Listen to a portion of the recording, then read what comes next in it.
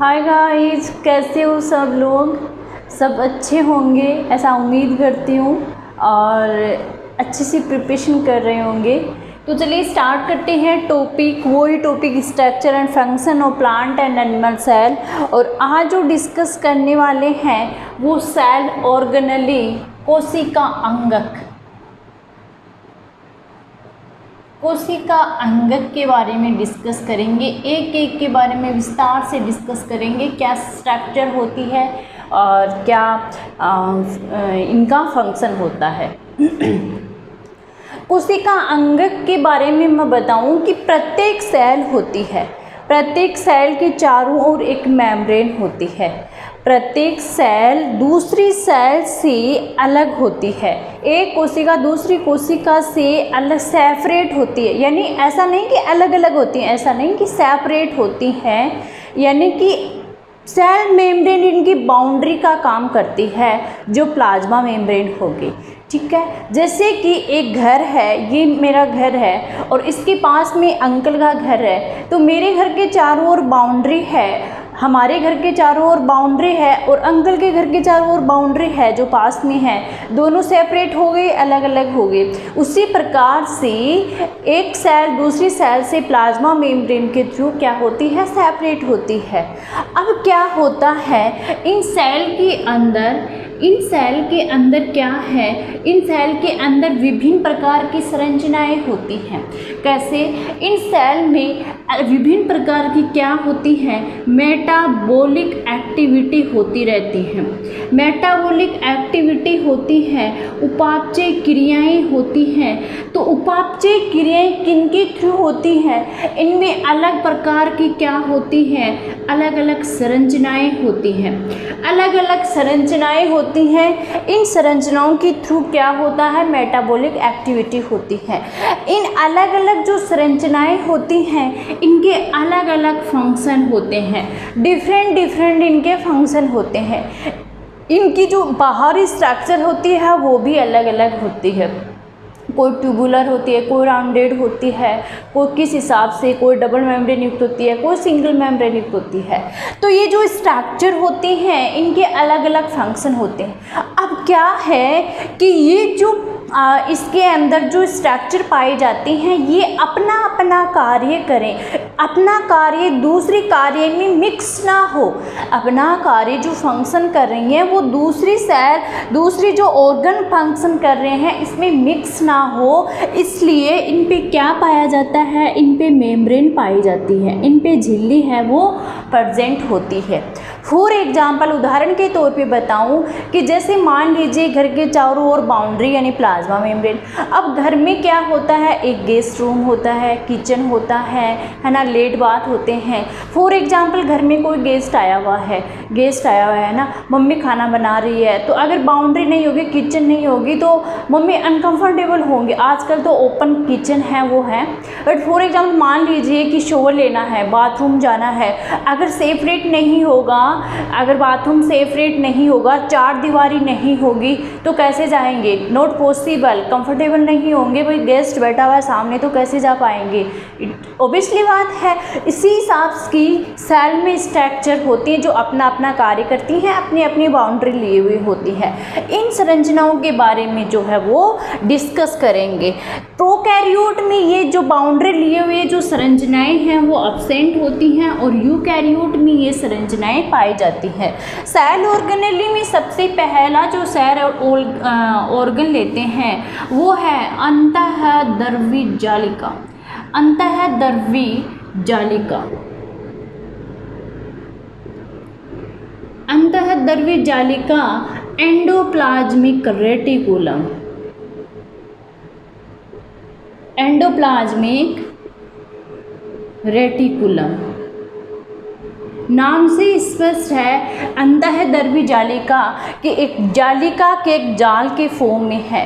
अंतःद्रवी जालिका है वो झिल्ली युक्त कोशिकांग है, झिल्ली युक्त मेम्ब्रेन है, झिल्ली युक्त क्या है, झिल्ली युक्त कोशिकांग है। यह कैसी दिखाई देती है सेल में, यह सेल में ट्यूबुलर फॉर्म में, यह सेल में ट्यूबुलर है, गोल, कुछ गोल फॉर्म में भी ये दिखाई देती है और कुछ आयताकार ये फॉर्म में भी है।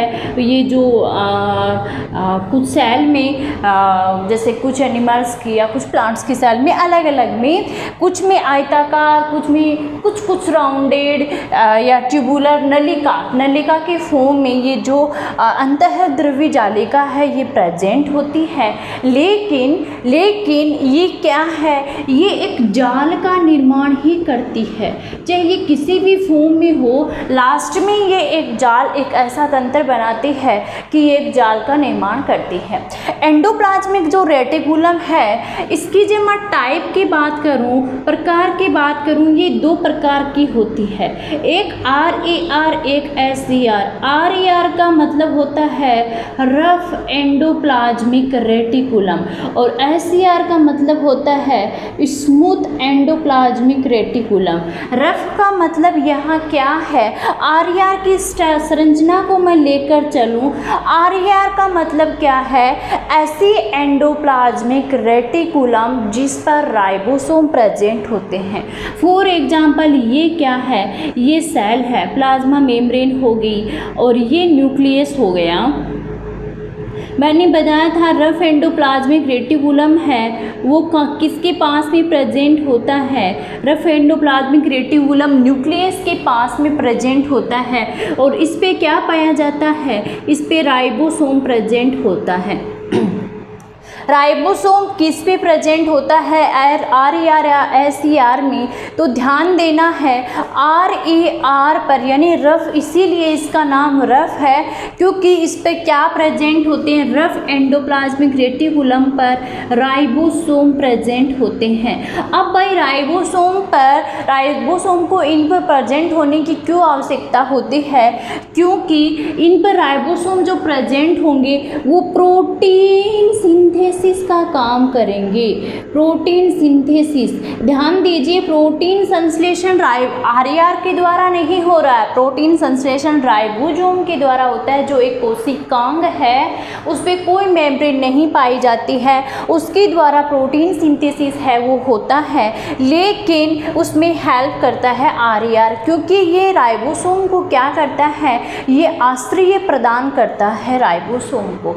RAR का मैं फंक्शन बताऊं, रफ एंडोप्लाज्मिक रेटिकुलम का क्या काम होता है, तो रफ एंडोप्लाज्मिक रेटिकुलम है वो ट्यूबुलर फॉर्म में ER को क्या करता है, रफ एंडोप्लाज्मिक रेटिकुलम जो एक नलिका के रूप में है, ये तैयार की हुई प्रोटीन को, जो प्रोटीन तैयार हो गई है, यहाँ पे प्रोटीन सिंथेसिस का काम होता है, तो इस तैयार की हुई प्रोटीन को सेल के विभिन्न भागों में या फिर न्यूक्लियस में क्या करता है, ट्रांसफ़र करता है।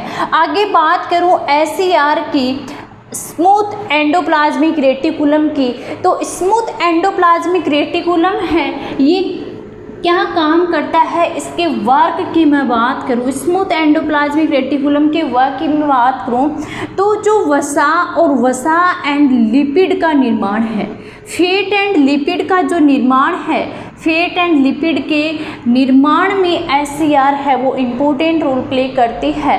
और ये है क्वेश्चन RPSC फर्स्ट ग्रेड का 7 जनवरी 2020 का पेपर हुआ था, उसमें बायोलॉजी का पेपर, उसमें ये क्वेश्चन पूछ लिया था कि निम्न में से कौन सा कोशिकांग है वसा और लिपिड का जो है वो सिंथेसिस करता है, RAR SER, 2 और ऑप्शन दिए हुए थे। तो स्मूथ एंडोप्लाज्मिक रेटिकुलम है उसके द्वारा फैट एंड लिपिड का क्या किया जाता है, फैट एंड लिपिड का सिंथेसिस किया जाता है। ये फैट और लिपिड होती है, कुछ वसा और लिपिड है वो सेल मेम्ब्रेन में, जो कोशिका झिल्ली होती है, सेल मेम्ब्रेन, प्लाज्मा मेम्ब्रेन होती है, उसके निर्माण में भी इम्पोर्टेंट रोल प्ले करते हैं। और ये जो प्रोसेस होती है, इस प्रोसेस को झिल्ली जीवात जनन कहा जाता है। इस प्रोसेस को झिल्ली जीवात जनन प्रजनन है वो कहा जाता है। कुछ फैट एंड लिपिड हैं, कुछ फैट एंड लिपिड हैं, वो क्या काम करते हैं, हार्मोन, और हार्मोन पता है हार्मोन क्या होते हैं, और जो विटामिन है हार्मोन और जो एंजाइम हैं, एंजाइम जो कि उत्प्रेरक के रूप में कार्य करते हैं, और हार्मोन जो कि शरीर में विभिन्न रासायनिक मैकेनिज्म को कंट्रोल करते हैं, है ना। तो एंजाइम भी कंट्रोल करते हैं, हार्मोन हैं वो विभिन्न जो मेटाबॉलिक एक्टिविटी होती हैं उनको इनके द्वारा जो है कंट्रोल किया जाता है, कम मात्रा में सीक्रेट, ज़्यादा मात्रा में सीक्रेट। जब एंडोक्राइन सिस्टम पढ़ेंगे तब इनके बारे में डिटेल से स्टडी करेंगे। तो हार्मोन और एंजाइम का जो इनका जो निर्माण होता है उसमें भी फैट और लिपिड का इम्पोर्टेंट रोल होता है, जो कि एससीआर के द्वारा है वो बनाए जाते हैं। ईआर की मैं अलग फंक्शन की और बात करूं, ईआर के अलग फंक्शन की मैं बात करूं, ईआर का और अन्य कार्य क्या होता है एंडोप्लाज्मिक रेटिकुलम का। सबसे पहले तो वर्क यही होता है ईआर का, सबसे पहले वर्क तो यही है कि यह ईआर क्या काम करता है कि सेल में जो साइटोप्लाज्म में जो प्रोटीन बनी है, साइटोप्लाज्म में जो प्रोटीन बनी है उसको साइटोप्लाज्म के अन्य भागों तक ट्रांसफ़र करता है, राइट। एंड न्यूक्लियस में प्रोटीन का परिवहन करता है, यानी कि रफ जो एंडोप्लाज्मिक रेटिकुलम होता है वो कोशिका द्रव्य के विभिन्न भागों, पहले तो यही है कोशिका द्रव्य के विभिन्न भागों एंड न्यूक्लियस के बीच में क्या करता है, प्रोटीन का ट्रांसफ़र करता है। प्रोटीन ट्रांसफ़र का काम है या फिर पदार्थों का परिवहन बोल सकते हो, वो एंडोप्लाज्मिक रेटिकुलम है, अंतःद्रव्य जालिका है, उसके द्वारा किया जाता है। एंडोप्लाज्मिक रेटिकुलम है वो शरीर की जैव रासायनिक क्रियाओं को कंट्रोल करता है, जैव रासायनिक क्रियाओं को क्या करता है, कंट्रोल करता है, यानी कि बोले तो कोशिका द्रव्य ढांचे के रूप में काम करता है। कौन, एंडोप्लाज्मिक रेटिकुलम है वो इस फॉर्म में काम करता है आपका। एक इम्पोर्टेंट सेंटेंस है यहाँ पे और उसको ध्यान में रखना है कि जो वर्टिब्रेट्स होते हैं, वर्टिब्रेट्स कौन होते हैं, जो मैमेलिया हैं, एवीज हैं, रेप्टाइल्स हैं, ह्यूमन वर्टिब्रेट ही तो है। तो जो वर्टिब्रेट होते हैं यानी जिनमें स्पाइनल कॉर्ड प्रेजेंट होती है, तो वर्टिब्रेटा की जो लीवर होती है ना, वर्टिब्रेटा का जो लीवर ऑर्गन होता है, लीवर की जो सेल होती है उसमें जो एससीआर है वो जो विष होता है या फिर जो मेडिसिन होती हैं उनको डिटॉक्सिफाई करने का काम करता है, उनको डिटॉक्सिफाई करने का काम है वो कौन करता है, वो एससीआर करता है। वर्टिब्रेट की लीवर की कोशिकाएं जो टॉक्सिन है, जो विष है उसको, और मेडिसिन है उनमें जो टॉक्सिन होता है उनको डिटॉक्सिफाई करने का काम है वो लीवर की सेल की एससीआर के द्वारा किया जाता है। फॉर एग्जांपल जैसे कि लोग ड्रिंक करते हैं, अल्कोहल का सेवन करते हैं, तो उनमें क्या होता है, या फिर कुछ लोग जैसे कि अन्य पेय पदार्थ का सेवन कर लेते हैं। कई बार डिप्रेशन की ऐसे न्यूज़पेपर में पढ़ते हैं कि डिप्रेशन की वजह से उन्होंने ये जहर खा लिया, ये वो है ना।